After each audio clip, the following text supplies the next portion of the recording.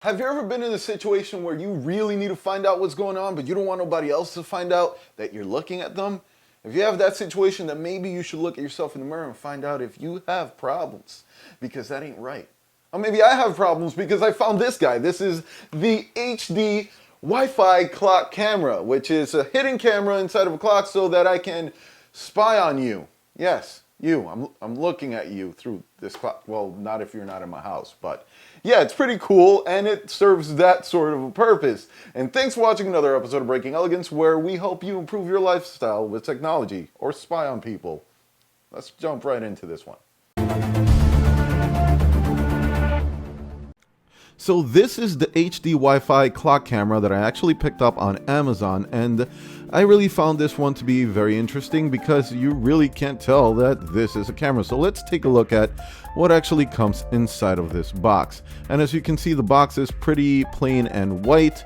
It doesn't have pretty much anything written on it, but I will bring those up on display, at least from the Amazon listing of where I got it. And if you're actually interested in this unit, I will also have an actual link to it in the description below.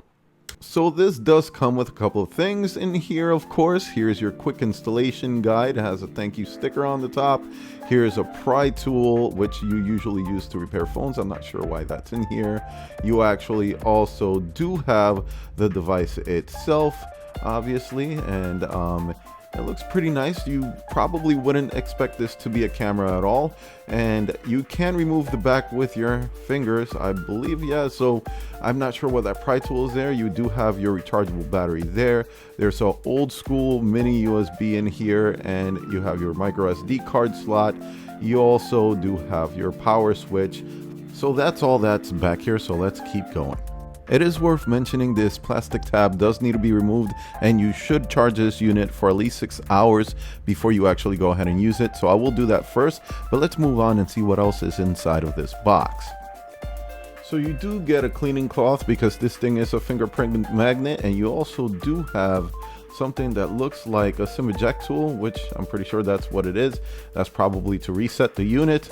And once you get this little foam piece out behind, you have your mini USB charger and an actual power brick here for your USB charging, which is really nice that this does come with an actual charger. It does look very similar now that I'm looking at it pretty close off cam to something you get with a Samsung phone, and this does have 5 volts 2 amps, or it's a 10-watt charger.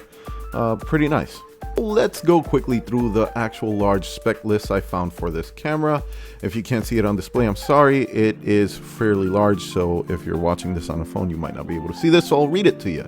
So the resolution is 1920 by 1080, but you can actually switch it to 1280 by 720 or 640 by 320. Also, this does record in the H.264 format at 25 frames per second. And the lens angle is at 160 degrees. I really want to find that out when I test it. The low illumination levels will be 0.05 lux. You have Wi-Fi distance of 10 meters or 32 feet if you're here in the US. The recording distance is also 10 meters, which is 32 feet. It has USB 2.0 as an interface. Obviously, we have the old school mini USB on here. It supports micro SD cards of 64 gigs and or TF cards. The battery type is a rechargeable lithium ion battery, as you could have seen before, and the battery capacity is 2200 milliamp hours, so 2200 milliamp hours. Charging time is about 4 hours. Recording time is about 6 hours. Not bad at all. The actual working temperatures is about 10 degrees Celsius to 50 degrees or 14 degrees Fahrenheit to 122 degrees Fahrenheit, which is fair. And this does support Android and iOS, and from what I've heard, it will also support PC browsers such as Internet Explorer, Edge, and a couple of others. I will actually leave them in the description below. So let's head over to the App Store on iOS or the Google Play Store on Android and download the iMiniCam application. Once we have this downloaded, we're ready to set this thing up. It is suggested that you actually charge your cam for 6 hours and hit allow here so that you can receive notifications from the camera application. So in order to actually add this camera, we need to head over to our Wi-Fi settings on our Android device or our iOS device and select the camera itself, which should start with CH and then like a serial number after it. After you find that and you're connected to it, we can open iMiniCam again and then proceed with the actual installation. Now with the iMiniCam open, go ahead and hit the little plus sign on the upper right hand corner of the actual application, and then we're going to go ahead and hit set up device Wi-Fi connection so we can get this camera onto our wireless network. Now once you reach this display, go ahead and tap on the network section here right next to the three little dots. Once you do this, then a list of your wireless networks should show up. So here I selected mine, and then you need to go ahead and put in your password for your network, and this will actually start the setup process. Once this is started, you will see a timer, then you will get this actual pop-up message saying that it's going to find a new device. Once it is found, it will show up on your list.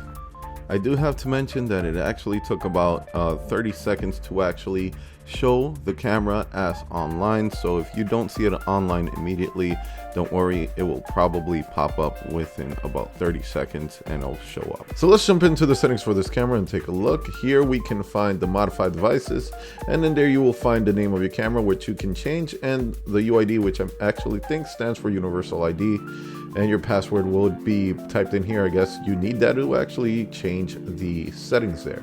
Then if we go ahead and jump out and go into the device settings, we will also find way more settings here. One is for the alarm schedule, so you can set the schedule for your actual notifications.